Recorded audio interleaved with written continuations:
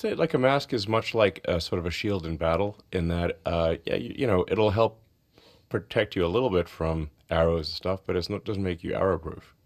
We're just Right. talking about shooting arrows and stuff. Right. There's all So I mean, sorts of there are times areas. when masks are warranted, but most of the time it's actually counterproductive.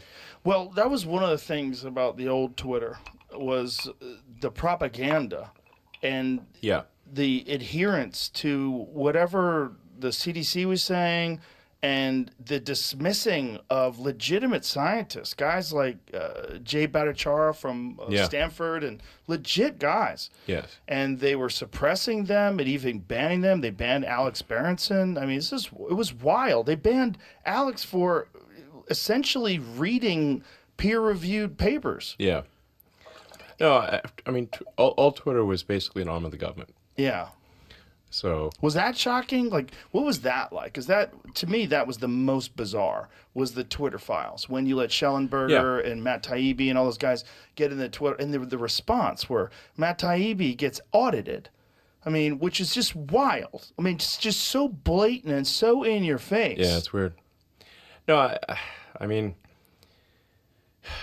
the degree to which, and by the way, Jack didn't really know this, but the degree to which Twitter was simply an arm of the government was not well understood by the public, and it was there was no it was whatever the official government. I mean, it was like Pravda basically. It's a state publication is the way to think of old Twitter. It's a state publication. And was the justification from their perspective that they are progressive liberals, they have the right intentions, it's important that they stay in power, the progressive liberals stay in government and power because this is their There was basically oppression of any views that would even, I would say, be considered middle of the road. But certainly anything on the right. I'm not talking about like far right. I'm just talking mildly right. The people like Republicans were suppressed at 10 times the rate of Democrats.